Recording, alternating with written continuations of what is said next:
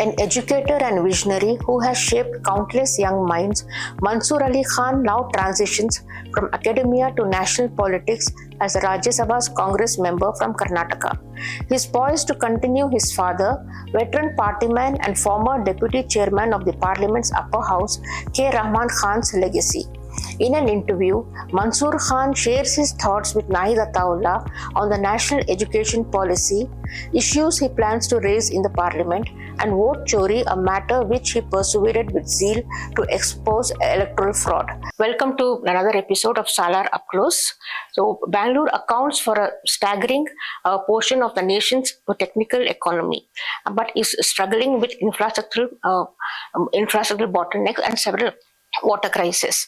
How will you work to get central funding for critical projects like Mekedatu, which is facing opposition from Tamil Nadu, and also other Bangalore urban railway projects?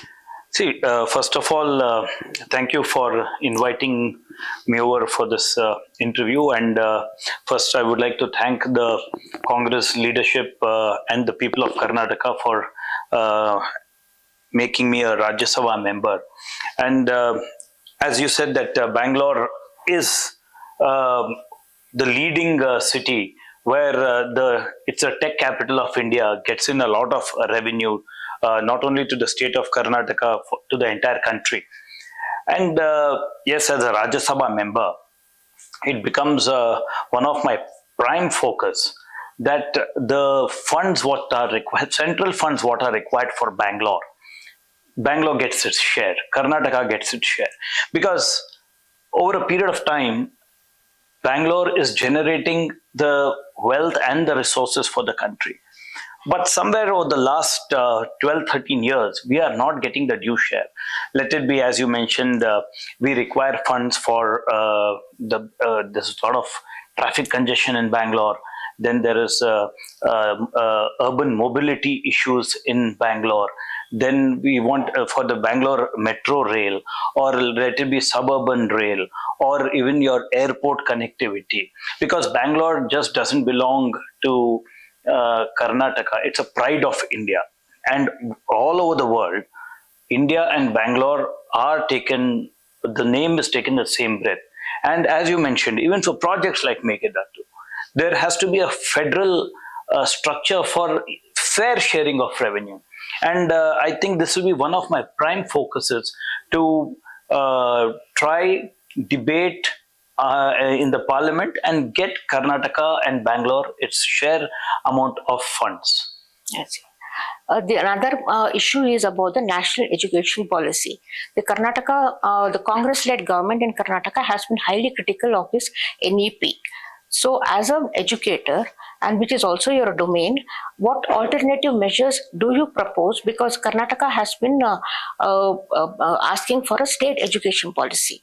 See, definitely. See, when NEP came in 2020, before that, I was, as an educationist, I don't think so we got enough time to deliberate and debate about the policy with the stakeholders. Let it be the states, the private stakeholders, and there are a lot of, I feel NEP 2020 is not, and overall, where it has not addressed the education needs in totality of India. Let it be in higher education or the infrastructural, infrastructure-wise what the government has to do. And somewhere down the line, I feel NEP 2020 is more to promote about a particular ideology. And that's why there's apprehension. And when you make an education policy for a country, it cannot, it's a duty of the central government to make sure the states, the private stakeholders, the teachers, and all the parents, and all of them are taken into confidence. Somewhere, I feel the NEP 2020, though after a long time, I am not opposed to education reforms. Reforms are a must with a period of time, and the last education reform was quite some time back. But the way it is done and how it is done and what are the objectives, and That's why I think Karnataka and a few other states were highly critical, and right so. And we wanted to get our own education policy. So I think the central government has to think about this, and whatever concerns are there, they will have to address that. How do you plan to take forward? Because another issue which became news for the Congress party was the vote chori. And Bengaluru Central Lok Sabha constituency became the first case study for the Congress. Because you have always been saying that vote chori does not start on the voting day, but in the voters list. So how do you plan to take this? And also now the Congress is alleging from vote chori, the NDA has moved to seat chori.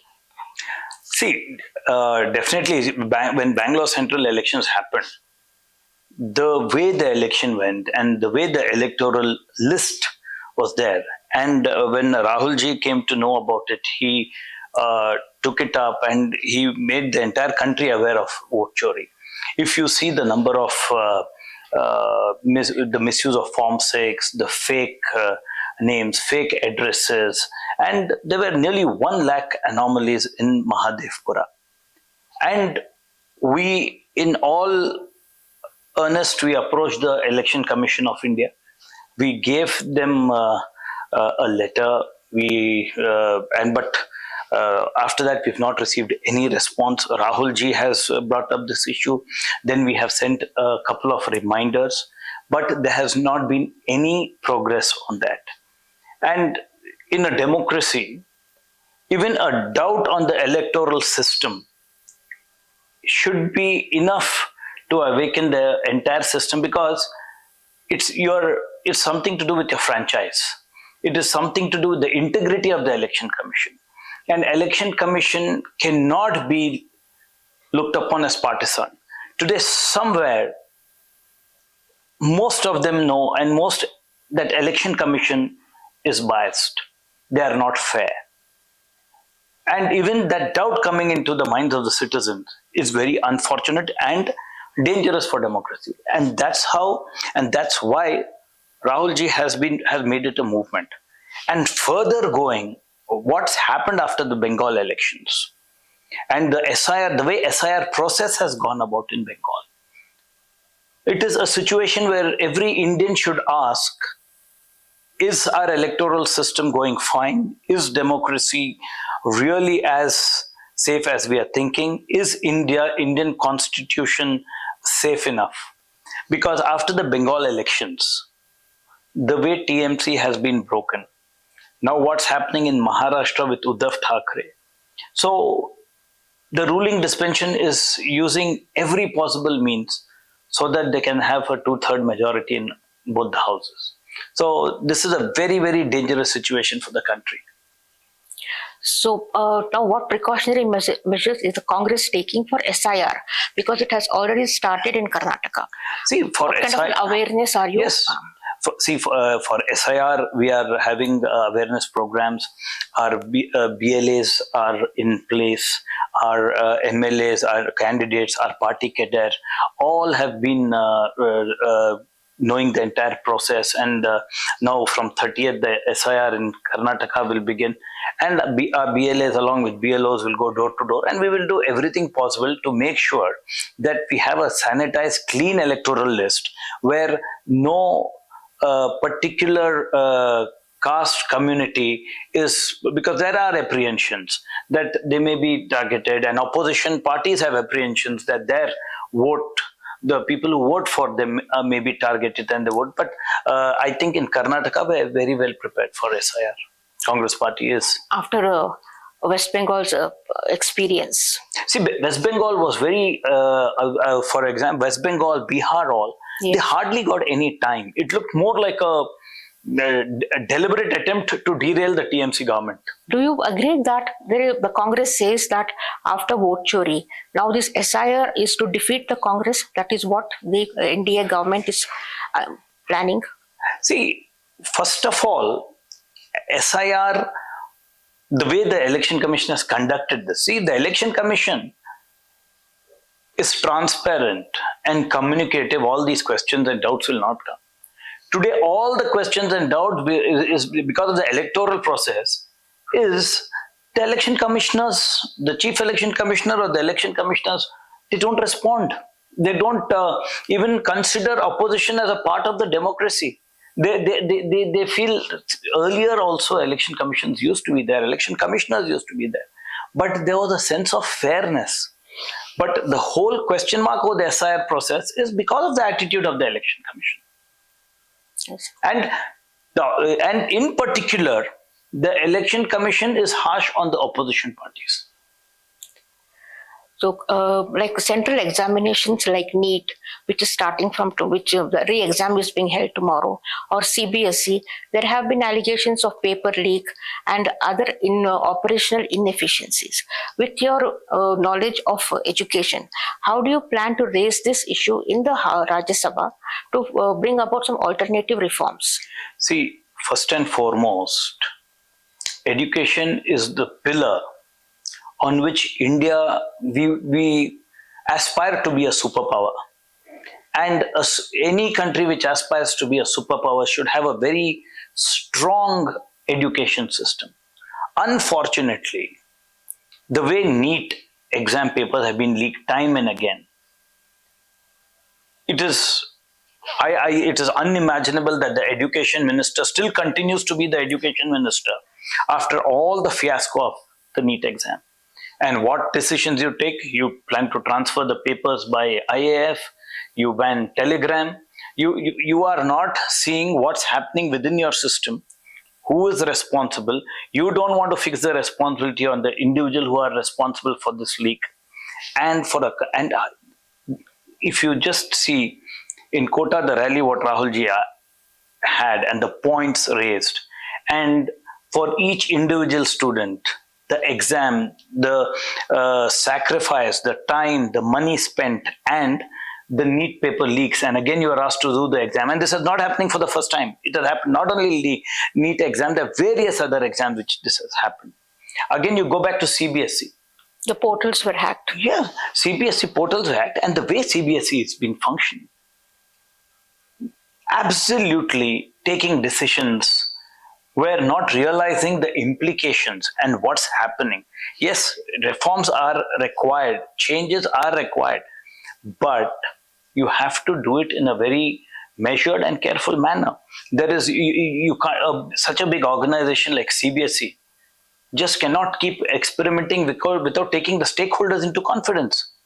So if you see, let it be NEET or let it be CBSE, I think this government has lost control, and they have no vision or idea where they want to take the education sector in India. That's why it is a high time that the education minister should take the onus and responsibility and resign. There has been a grievance by the Congress party that the Muslim representation in Lok Sabha or in Rajya Sabha has been falling. But now that you have been elected to the Rajya Sabha as a young Muslim leader, rising Muslim leader, how do you plan to position yourself, given the fact that in Karnataka, some of the influential Muslim leaders have either failed or their influence is fading away or they have passed away? See, first and foremost, I have been elected to the Rajya Sabha, and I have always had a policy that the Muslim community in particular is a very marginalized community in the country. And even if you see the backwardness, I'm talking more on the backwardness and the development, the Muslim community is lagging behind. So as a Rajya Sabha representative, I would want to focus. See, we are in a family, if there are 5 children and one child requires extra help, the government of India, we are equal citizens of the country. The government of India should come forward and give assistance and help for the education programs for the community, for the socio-economic progress of the community, and within the community, empower the youth in the community, employment opportunities, equal opportunities should be given. But unfortunately, it is not happening. So I, as a member of parliament, would like to raise these issues in the parliament, and because whichever one is the Muslim community and its backwardness, or any other community also which is backward, it becomes an obligation and our moral duty as member of parliament to get these issues in parliament.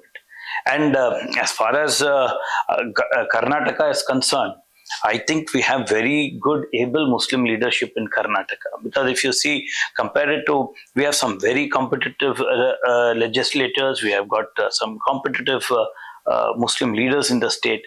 And yes, Congress is a party where, and I think each one of our Muslim legislators or MPs know that we all are committed to the upliftment of the community, and also we know that party is above any individual. Your father was a fourth-term member of the Rajya Sabha, Mr. Rahman Khan. So, and he was also the deputy chairman and a union minister, where he brought some reforms like the amendment to the Waqf board. So, what is the takeaway or the learning experience you have? You're going to take from your father? My father has always been an inspiration for me, and there are a lot of people. And always he had two things. He always believed that if the community is strengthened, the country also is strengthened. So all this is interlinked. And Waqf issue was a issue very close to his heart. And he brought in the Waqf Amendment Bill because of the Waqf reforms, and with those reforms, the backwardness of the community in education and healthcare and other sectors could be addressed. So he always believed in that, and he led with example. He had always, whenever, even as a legislator or a member of parliament, he made sure that he's effective within the house and outside the house as well. And he made sure that he is answerable to the people who put him in that position. And till 2018, till he was a member of parliament, he did his duties very well, brought in the Waqf Amendment Act. Unfortunately, there were others, Equal Opportunities Commission and all that, which he could, there are a lot of other tasks which he could not fulfill, or the time of, by the time those issues came up, the tenure of UPA 2 was over.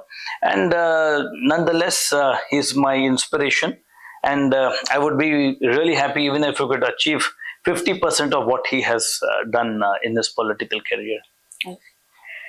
Your first special mention in the parliament, because every MP wants to remember the first speech they make in the house. So what is the first issue you plan to raise in the Rajya Sabha? See, I would not say one or two issues. I have a few issues close to my heart. One, I would like to raise the issue of empowerment of the youth. Okay, our country is a very young country. We have to empower the youth. And education is close to my heart and is a very important subject for me. I would like to raise that. And then I would definitely want to raise the issue of Karnataka's share of funds from the central, what we've got, because it's a federal structure. The center and state have to work together, and Karnataka needs to get its share of funds. And finally, I would like to take up the cause of the underprivileged and the people, because in my first speech itself, I want to make it clear, in my term of Rajya Sabha, whenever I make an intervention, if I am not able to make a difference to the life of a common man, then I would consider myself as a member of parliament, I would have not done my duty. Thank you so much for your time.